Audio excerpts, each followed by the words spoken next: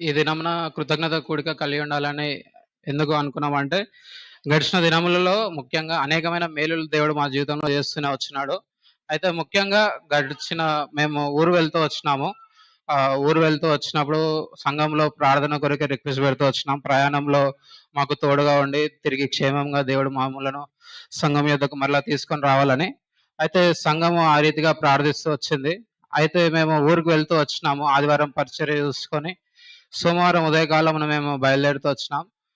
సోమవారము, మంగళవారము, బుధవారం అనుకుంటాను. బుధవారపు దినాన ఒక కీడు మా ఇంట్లో ఉన్నది. అయితే దేవుడు ఆ యొక్క కీడు నుండి విడవక మా ఎడల తన యొక్క కృపను చూపుతూ, ఆ కీడులో మాకు ఎటువంటి ఆపద కలగకుండా మమ్మను కాపాడుతూ వచ్చినాడు. ఆ కీ ఆయన చేసిన మేలులను బట్టి నేటి దినంలో మేము ఈ యొక్క కృతజ్ఞత కూడిక. ఎందుకంటే మీరు ప్రార్థన చేస్తూ వచ్చినాడు. యెహోవా దృష్టి నీతిమంతుల మీద ఉన్నది.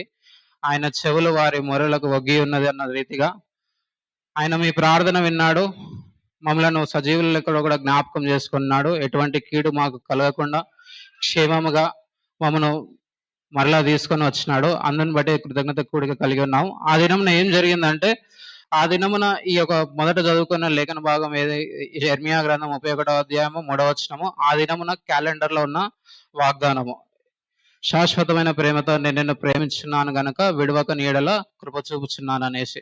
అయితే ఆ దినమున మేము బజార్‌కి వెళ్ళి కొన్ని సామాన్లు అవన్నీ తీసుకుంటూ వచ్చినాము. సామాన్లు తీసుకొని వచ్చిన తర్వాత ఇంట్లో వంట చేస్తున్న సమయంలో కుక్కర్‌లో మటన్ తీసుకొని వచ్చినాం. మటన్ పెట్టి కుక్ చేస్తూ ఉన్నాము. అయితే అది అంతా పెట్టేసి ఉన్నాము. దాని దగ్గర మమ్మీ ఇంకా చెల్లెళ్ళు వాళ్ళిద్దరు కూడా అక్కడ పనిచేస్తూ వచ్చినారు.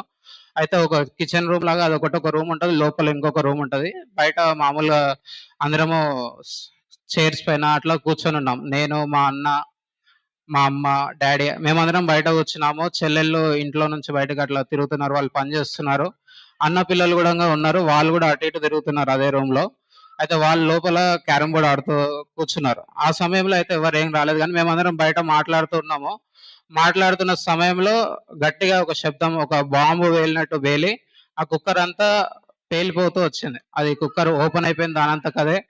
సజ్జ కొట్టుకొని మళ్ళా దాని తర్వాత ఆ మటన్ యొక్క వాటర్ అంతా రూమ్స్ పైన కూడా ఫుల్ గా స్ప్రెడ్ అయిపోయింది. మటన్ కూడా మొత్తం రూమ్ అంతా స్ప్రెడ్ అయిపోయింది. అంతా ఎక్కడక్కడ చెల్లా చెదర్లాగా అయిపోయింది. అయితే ఆ సమయంలో మాత్రం ఎవరికి ఎటువంటి కీడు కాలేదు. మెర్సీ అప్పుడే బయటకు వెళ్తుంది. బ్లెస్సీ లోపలికి వెళ్ళింది. వాళ్ళకు కూడా ఎటువంటి కీడు, జస్ట్ అట్లా కొన్ని క్షణాలలోనే వారు కూడా ఆ యొక్క కీడు నుండి తప్పింపబడుతూ వచ్చినారు. మేమందరం బయటనే కూర్చున్నాము.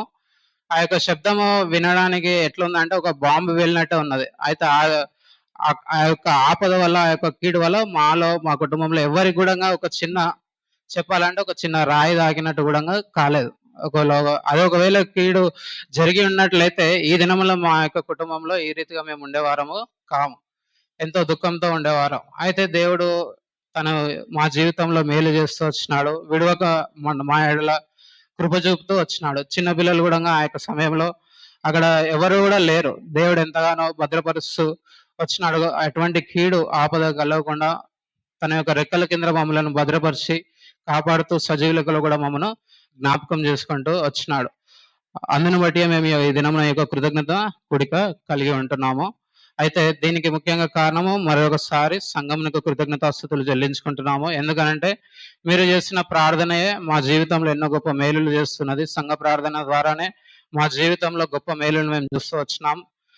మా కుటుంబంలో ఏ ఏది గొప్ప విషయం గానీ మంచి విషయం జరిగింది అని అంటే అది మొదటగా సంఘ ప్రార్థనలో ప్రార్థించిన తర్వాతనే మా జీవితంలో జరుగుతూ వచ్చింది. మా అక్క వాళ్ళ వివాహ విషయంలోనే కానీ, తిరిగి మా ఆర్థిక పరమైన ఇబ్బందుల విషయము కానీ, మా కుటుంబంలో చెప్పుకోవాలంటే ప్రతి ఒక్కరికి ఒక్కొక్క రోగం ఉంటది. ఎవరు కూడా మంచిగా ఉండరు. కరెక్ట్ గా చెప్పుకోవాలంటే మెడిసిన్స్కే మా శాలరీస్ కూడా సరిపోవు. అయినా కూడా దేవుడు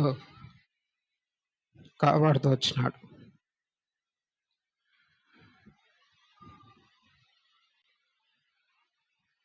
తను విడవక మా ఎడల కృప చూపుతూ వచ్చినాడు.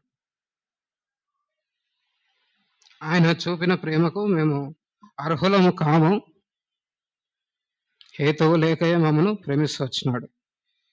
అయితే అందుని బట్టి మేము కృతజ్ఞత కూడిక కలిగి ఉన్నాము. అయితే ఇంకొక విషయం ఏమిటి అనంటే, ఈ దినమున కలిగి ఉండడానికి, ఈ దినం ఎందుకు కలిగి ఉన్నామంటే, ఈ దినమున నా యొక్క జన్మదినము గూడంగా. అందుకని గూడంగా ఈ యొక్క కూడికను కలిగి ఉన్నాము. మొదటి ప్రాధాన్యతలో దేవుడు ఆ యొక్క కీడును తప్పించి ఉన్నాడని, అయితే ఈ దినమున చేసుకుంటే 2 కలిసొస్తాయి అన్నట్టు, ఈ దినమున కూడిక కలిగి ఉంటూ వచ్చినాము. అయితే ఈ దినము జరుపుకోవడం నాకంతగా ఇష్టం లేదు. ఎందుకంటే నేను రక్షింపబడ్డాను. అయితే తిరిగి జన్మించిన దినాన్ని నేను బర్త్‌డేగా జేసుకోవాలని ఇష్టపడుతూ వచ్చినాను. అయితే దేవుడు ఏమైనప్పటికిని ఈ దినమున గూడా దేవుడు నన్ను జ్ఞాపకం జేసుకున్నాడు. జగత్పునాది వేయబడకుండానే నన్ను ఏర్పరచుకొని ఈ దినమున నన్ను పుట్టిస్తూ వచ్చినాడు. అందుని బట్టి దేవునికి కృతజ్ఞతుడనుగా నేనున్నాను. అయితే నా పక్షంలో గూడా దేవుడు గడిచిన 28 సంవత్సరములు ఆయన యొక్క దయ, వాత్సల్యత, కృప, మితిలేని కృప చేత దేవుడు నన్ను కాపాడుతూ, భద్రపరుస్తూ నేటి దినం వరకు నన్ను సజీవ లెక్కలో గూడా మమ్మను జ్ఞాపకం చేసుకుంటూ వచ్చినాడు. నా యొక్క సాక్ష్యంలో నేను చెప్పుకోవాలంటే, నేను చిన్నప్పటి నుండి సండే స్కూల్‌లో పెరిగినప్పటికిని రక్షణ గురించి తెలుసు గానీ, చానా ఆలస్యం చేస్తూ వచ్చిన వాడినిగా ఉన్నాను నేను. బీబీఎస్‌లో బేతెల్‌లోనే రూతు యొక్క జీవితం ద్వారా రూతు ఏ రీతిగా అయితే తన యొక్క అత్తను హత్తుకొని జీవించినదో, ఆ రీతిగా మనం కూడా యేసు ప్రభువుని హత్తుకొని జీవించాలని మాట్లాడుతూ వచ్చిన ఆ యొక్క కథ ద్వారా జూనియర్స్‌లో ఉన్నప్పుడు, ఆ సమయంలో గూడా నేను మొదటగా ఒకసారి సాక్ష్యం చెప్తూ వచ్చినాను. రూతు వల్లే నేను గూడా జీవించాలని ఆశపడుచున్నానని. నేను చిన్నగున్నప్పుడు ఆ యొక్క సమయం నాకు తెలియదు. అయితే తర్వాత నేను దాన్ని మర్చిపోతూ వచ్చిన వాడనిగా ఉన్నాను.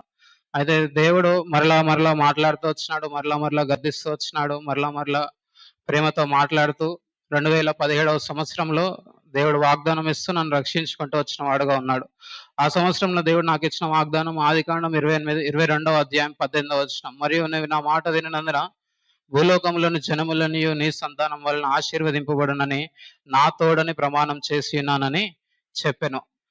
అయితే 2017 సంవత్సరంలో వాగ్దానం ఇచ్చినప్పుడు అబ్రాహాంకి ఇది శ్రేష్టమైన వాగ్దానం దేవుడు ఇస్తూ వచ్చినాడు అనేసి నేను అట్టి వాగ్దానం దేవుడు నాకు కూడా ఇచ్చినాడని సంతోషపడుతూ వచ్చినాను. అయితే భౌతికంగా నేను ఆలోచిస్తూ వచ్చినాను. అయితే ఆ యొక్క లేఖన భాగంలో గడిచిన దినాల్లో నేను ధ్యానిస్తూ వచ్చినప్పుడు ఆ సంతానం యేసుక్రీస్తు ప్రభువే. యేసుక్రీస్తు ప్రభు ద్వారానే నేను నిన్ను ఆశీర్వదిస్తానని సెలవిస్తూ, అదే సంవత్సరంలో మే నెల 27వ తారీఖున యవనస్తుల కూడికలలో యూత్ క్యాంప్‌లో హెబ్రోన్‌లో బాప్తిస్మంలో సాక్ష్యం ఇచ్చుటకు దేవుడు నన్ను బలపరుస్తూ వచ్చినాడు. మార్కు సువార్త 16వ అధ్యాయం 16వ వచనంను లేఖనం ఆధారం చేసుకొని నమ్మి బాప్తిస్మం పొందినవాడు రక్షింపబడును. నమ్మని వానికి శిక్ష విధింపబడునన్న లేఖనమును బట్టి ఒప్పించబడిన వాడనై యేసుక్రీస్తు యందు విశ్వాసం ఉంచి సొంత రక్షకునిగా అంగీకరించి నేను పాప క్షమాపణను పొందినవాడని బాప్తిస్మంలో సాక్ష్యం ఇస్తూ వచ్చినాను. అయితే దేవుడు నాకిస్తూ వచ్చిన వాగ్దానము 2వ తెస్సలోనిక పత్రిక 3వ అధ్యాయం 16వ వచనం. సమాధానకర్తయగు ప్రభువు తానే ఎల్లప్పుడూ ప్రతివిధం చేతను మీకు సమాధానము అనుగ్రహించును గాక. నా జీవితంలో నా యొక్క వాగ్దానాలు నాకు తెలిసి నేను ఒక 6th క్లాస్, 7th క్లాస్ ఉన్నప్పటి నుంచి నేను రాసుకుంటూ వచ్చినాను అవన్నీ వాగ్దానాలు. అయితే అనేకమైన లేఖన వాగ్దానాల్లో దేవుడు సమాధానం అన్న మాటను నా జీవితంలో నొక్కి చెప్తూ వచ్చిన వాడుగా ఉన్నాడు. నీ సరిహద్దులలో సమాధానం కలుగజేయవాడు నేనే అని మాట్లాడుతూ వచ్చినాడు. వారికి సత్య సమాధానములు సమృద్ధిగా బయలుపరిచేదని అని మాట్లాడినాడు.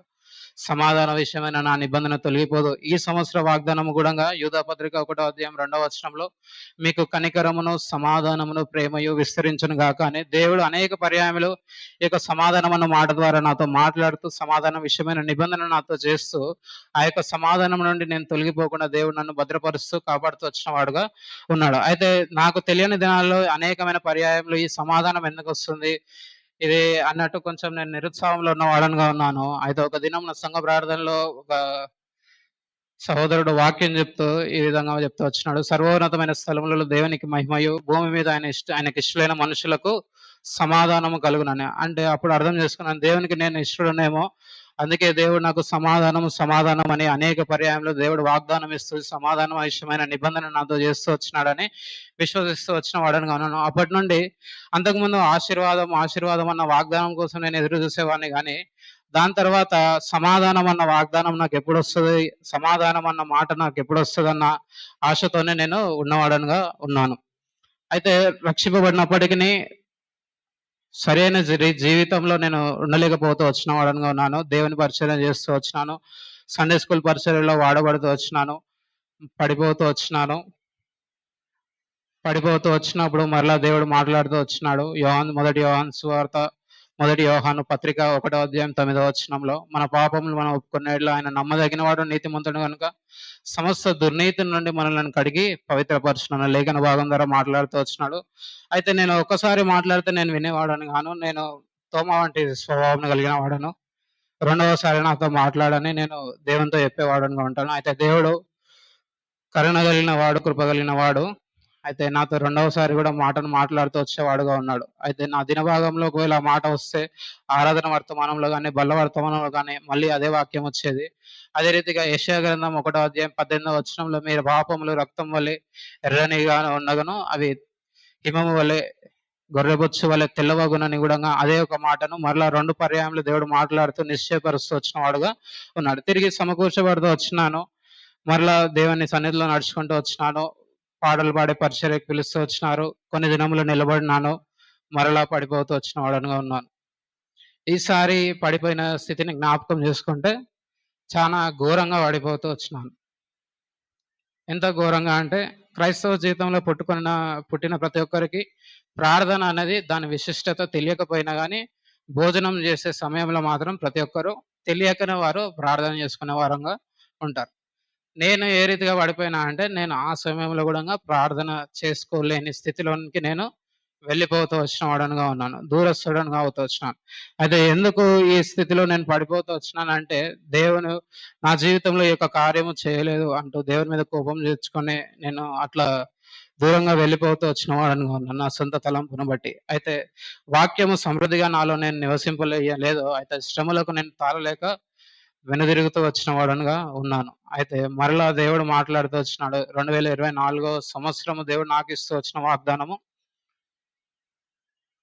యెషయా గ్రంథము 54వ అధ్యాయం 11వ వచనం. నేను నీలాంజనముతో నీ కట్టడమును కట్టుదును, నీలములతో నీకు పునాదులు వేసేదను. అందులోనే ఉంటది, సమాధాన విషయమైన నా నిబంధన తొలగిపోదని. ఇంకా 3, 4 వచనాల్లో అనుకుంటా, నిమిషం మాత్రము నేను నిన్ను విసర్జించి తిని గాని గొప్ప వాత్సల్యంతో నేను నిన్ను సమకూర్చుదునని దేవుడు మాట్లాడుతూ వచ్చిన వాడుగా ఉన్నాడు. అయితే అది నేను గ్రహించని వాడనుగా ఉన్నాను. ఆ వాగ్దానంలో చదువుకున్నాను గానీ, నేను దేవుని సన్నిధికి రావట్లేదు, దేవుని ఆరాధించట్లేదు, దేవుని పనిలో ఉండటం లేదు కాబట్టి దేవుని వాక్యం నాలో సరిగా నేను స్వీకరించలేకపోతున్నాను. పాపం యొక్క ఉచ్చులలో నేను చిక్కుకున్న వాడనుగా ఉన్నాను కాబట్టి దేవుని వాక్యం నన్ను సంతోషపరచని స్థితిగా ఉన్నది. అయితే ఆ రీతిగా ఇట్లా ఉన్నప్పుడు నా సొంతంగా నేను ప్రయత్నించినప్పటికీ రావాలి, దేవుని సన్నిధిలో మొరపెట్టుకోవాలి. కుటుంబంలో నన్ను ఎవరు ఎప్పుడు రమ్మని గాని, గద్దించింది గాని లేదు. వాళ్ళు చెప్తూ వచ్చినారు, "నువ్వు సమస్తం నువ్వు ఎరుగదువు. దేవుడు నీ జీవితంలో ఏం చేస్తున్నాడో నీకు తెలుసు. మేమైతే చెప్పము. నువ్వే రావాలని" వాళ్ళు ప్రార్థన మాత్రమే చేస్తూ వచ్చినారు గానీ, ఏ దినంలో నన్ను "నువ్వెందుకు వస్తలేవు కూడికలకు" అని చెప్తూ అని వాళ్ళు చెప్పలేదు. ఆదివారం ఏదో దేవుడు ఏదైనా రాకపోతే కీడు చేస్తాడేమో, ఏదైనా ఆపద కలిగిస్తాడేమో అనేసి భయంతో వచ్చేవాడినే గానీ, ఇష్టంతో దేవుడిని ఆరాధించాలని వచ్చిన వాడను కాను.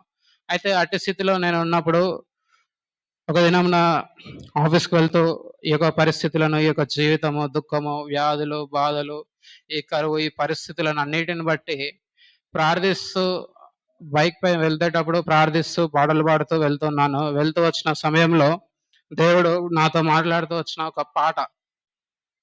అయితే నేను ఏదో ఈ లోకంలో దేవుడు నాకు ఏదో ఒక శరీరానుసారమైనది ఇవ్వలేదని నేను దేవుని నుండి తొలగిపోతూ వచ్చినాను. అయితే దేవుడు నాతో మాట్లాడుతూ వచ్చిన ఒక పాటలోని ఒక చివరి వచనం ద్వారా ఆ సమయంలో నాకు ఆ పాట వచ్చినప్పుడు నా కళ్ళల్లో నీళ్ళు తిరుగుతూ వచ్చినాయి. అయితే అప్పుడు నేను ఆ పాటను జ్ఞాపకం చేసుకొని ఏడుస్తూ వచ్చిన వాడనుగా ఉన్నాను. ఈ జీవిత యాత్రలో ఏమి సంభవించినా మహిమ నీకే ఓ ప్రభు, ఇది నా దీన ప్రార్థన అని జయశ్రావు అంకుల్ రాసిన పాటను దేవుడు జ్ఞాపకం చేస్తూ వచ్చినాడు. ఈ జీవిత యాత్రలో అది మేలైనను కీడైనను అది దేవునికి మహిమనే చెల్లించాలి గాని దేవునికి దూరస్తుడుగా కాకూడదు అన్నట్టు దేవుడు నాతో మాట్లాడుతూ వచ్చినాడు. అయితే దేవుడు మరలా నన్ను స్థిరంగా నాటుటకు దిట్టమైన చోట మేకను కొట్టినట్టు కొట్టాలని బలమైన రీతిలో దేవుడు నాతో తన వాక్యం ద్వారా మాట్లాడుతూ వచ్చినాడు. అయితే నేను లోకం విషయమై ఆశపడుతూ ఉన్నవాడనుగా ఉన్నాను. అయితే దేవుడు నాతో మాట్లాడుతూ వచ్చిన మాట, ఈ దినమున మనము చివరిగా పాడుకున్న పాట, 3వ పాట. కీర్తనల గ్రంథము 73వ అధ్యాయము 25వ వచనం. దేవుడు నాతో ఏమని మాట్లాడుతూ ఆ దినమున ఈ యొక్క పాట పాడిన వెంటనే నాకు గమనానికి వచ్చిన వాక్యము అదే. ఆకాశమందు నీవు తప్ప నాకెవరున్నారు, నీవు నాకుండగా లోకములో నాకు ఏది అక్కరలేదు. నా శరీరము నా హృదయము కృషించినను దేవుడు నా హృదయమునకు ఆశ్రయ దుర్గమై ఉన్నాడు. అయితే ఈ యొక్క మాట ద్వారా దేవుడు మాట్లాడుతూ వచ్చినాడు. నీకు ఈ లోకంలో ఏది కూడా అవసరం లేదు. నేనొక్కడునే నీకు చాలు. నన్ను కలిగి ఉండము. నేను నీకు సమస్తమును అనుగ్రహిస్తానని సెలవిస్తూ వచ్చిన వాడుగా ఉన్నాడు. అయితే ఆ మాట యందు నేను విశ్వసిస్తూ సమకూర్చబడుతూ వచ్చిన వాడుగా ఉన్నాను. తర్వాత నా యొక్క వాగ్దానములను గాని, ఆ లేఖన భాగంలో చదువుకున్నప్పుడు దేవుడు ముందుగానే వాగ్దానం ఇస్తూ వచ్చిన వాడుగా ఉన్నాడు. అయితే అది నేను గమనించలేకపోతూ వచ్చిన వాడని కాదు. అయితే దేవుడు గొప్ప వాత్సల్యంతో నన్ను సమకూరుస్తూ వచ్చినాడు. గొప్ప వాగ్దానం ఇస్తూ వచ్చినాడు. అయితే శరీర విషయమై ఎటువంటి ఆశ లేకుండా పెట్టుకోకూడదు. ఈ వాక్యానుసారమైన జీవితం నా జీవితంలో ఉంది అని అంటే లేదనే చెప్పగలను నేను. అయితే ఆ యొక్క త్రోవలో నేను వెళ్తున్నాను. దాని నిమిత్తమే ప్రార్థిస్తున్నాను. ఆకాశం ముందు నీవు తప్ప నాకెవరున్నారు? నీవు నాకుండగా లోకంలో ఏదియో నాకు అక్కరలేదు. యేసుక్రీస్తు ప్రభువుని తప్ప మరి ఏది కలిగి ఉండకూడదు. యేసుక్రీస్తు ప్రభువునే కలిగి ఉండాలి. లోకాశలు ఏవి కూడా పెట్టుకోకూడదు అనేసి ప్రార్థిస్తున్నాను. ఆ యొక్క వాగ్దానం నెరవేర్పు కొరకై కనిపెడుతున్నాను. అయితే ఆ రీతిగా దేవుడు నడిపిస్తూ వచ్చిన వాడుగా ఉన్నాడు.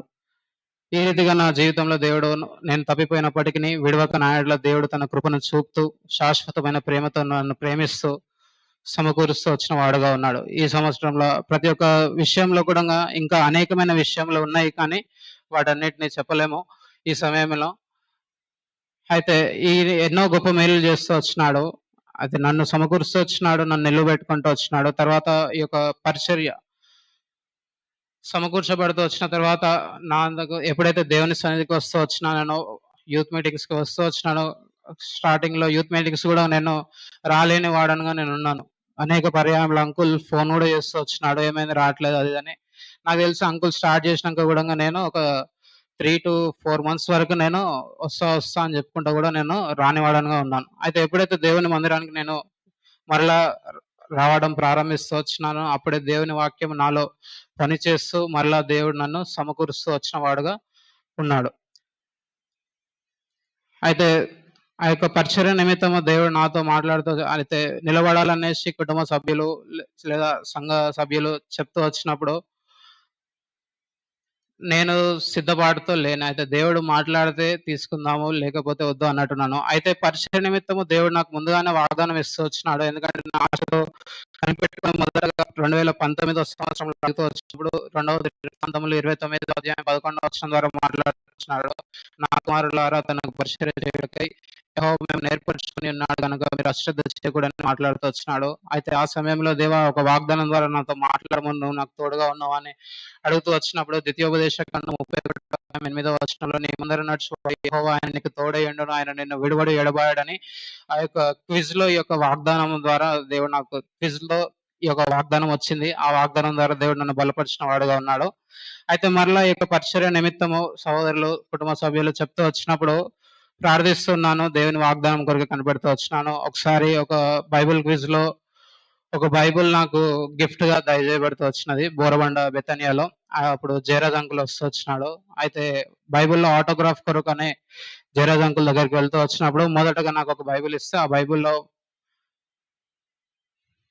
న్యాయాధిపతులు 6వ అధ్యాయం 12వ వచనంలో ఉన్న లేఖన భాగం రాయబడింది. పరాక్రమం గల బలాఢ్యుడా యెహోవా నీకు తోడై ఉన్నాడని. అయితే ఆ తర్వాత కొంచెం కిందికి వచ్చిన తర్వాత మీటింగ్ అయిపోయిన తర్వాత చూసుకుంటే ఆ బైబిల్ సరైన ఆర్డర్ లో లేదు. జంబిలింగ్ లాగా ఉంది. బైబిల్ సరిగా లేదు. అయితే మరలా అక్కడ ఉన్న సేవకుని చూపిస్తే అన్న ఇంకొక కొత్త బైబిల్ ఇస్తూ వచ్చినాడు. మరలా ఆ బైబిల్ని తీసుకొని వెళ్ళి జయరాజ్ అన్న దగ్గరికి వెళ్ళి మరలా ఆ అంకుల్ దగ్గర ఆ యొక్క ఆటోగ్రాఫ్ కోసం ఇచ్చినప్పుడు అంకుల్ ఈ యొక్క వాగ్దానం రాస్తూ వచ్చిన వాడుగా ఉన్నాడు. యెహోషువ గ్రంథం 1వ అధ్యాయము 8వ వచనం, నువ్వు ఈ ధర్మశాస్త్రములను బోధింపట్లో తప్పిపోకూడదు అనేసి, అప్పుడు నీ మార్గమును వరదిల్లో చేసుకుని ఉంటావు, దివారాత్రము దాన్ని ధ్యానించమని మాట్లాడుతూ వచ్చిన వాడుగా ఉన్నాడు. అయితే 2025వ సంవత్సరంన మొదటి వాగ్దానము మత్తయి సువార్త 28వ అధ్యాయం 20వ వచనంలో, నేను మీకు ఏ సంగతులను ఆజ్ఞాపించానో వాటిని అన్నిటిని గైకొనాలని వారికి బోధించుడి. ఈ యొక్క మాట ద్వారా దేవుడు నాతో మాట్లాడుతూ వచ్చినాడు. అయితే ఆ మాటను బట్టి నేను నిలబడుతూ ఆ యొక్క పరిచర్యలో పాల్గొంటూ వస్తూ వచ్చినాను. దేవుడు పరిచర్యలో కూడా సహాయం చేస్తూ వచ్చిన వాడుగా ఉన్నాడు. అయితే మొదటిసారి పరిచర్యలో నిలబడిన తర్వాత ఇంటికి వెళ్ళి ప్రార్థన చేసుకుంటూ వచ్చినాను. ప్రభువా ఈ దిన పరిచర్య నిన్ను సంతోషపరిచినదా, నిన్ను ఆనందపరిచినదా అనేసి అనుకున్నప్పుడు లూకాసు వార్తలో దేవుడు మాట్లాడుతూ వచ్చినాడు. ఈయన నా ప్రియ కుమారుడు, ఈయన నేను ఆనందించున్నాను అన్న మాట ద్వారా దేవుడు మాట్లాడుతూ వచ్చినాడు. దాని తర్వాత వచనంలోనే యేసు బోధింప మొదలుపెట్టెను అనే ఒక మాట కనబడుతూ వస్తున్నది. అయితే దేవుడు ఒక పరిచర్యలో కూడా దేవుడు నన్ను జ్ఞాపకం చేసుకుని ఉన్నాడు, ఆనందిస్తున్నాడని సంతోషిస్తూ వచ్చిన వాడనిగా ఉన్నాను. ఈ రీతిగా అనుదినము ఆయన యొక్క లేఖన భాగముల చేత బలపరుస్తూ నడిపించబడుతూ వచ్చినాను. అయితే మా కుటుంబం కొరకు ప్రార్థించండి. కుటుంబంలో అనేకమైన అవసరతలు ఉన్నాయి. మా యొక్క జీవితం చెప్పాలనుకుంటే విడవబడిన వారము, తృణీకరింపబడిన వారము, ఎన్నిక లేని వారము, ఎన్నిక చేయబడిన వారము. అయితే దేవుడు మా జీవితంలో ప్రతి ఒక్క పరిస్థితిని మారుస్తూ వచ్చిన వాడుగా ఉన్నాడు. ఎక్కడెక్కడైతే మేము నమ్మదగని వారముగా ఉన్నామో అక్కడ మమ్మల్ని నమ్మకస్తులుగా దేవుడు చేస్తూ వచ్చినాడు. ఎక్కడైతే మేము పేరు లేక ఉన్నవారంగా ఉన్నామో అక్కడే దేవుడు మాకు మంచి పేరును, ఖ్యాతిని కలిగిస్తూ వచ్చిన వాడుగా ఉన్నాడు. అయితే మా తల్లి కంటి ఆపరేషన్ ఒక కన్ను సరిగా కనబడట్లేదు. కంటి ఆపరేషన్ కొరకే సిద్ధపడుతున్నాం.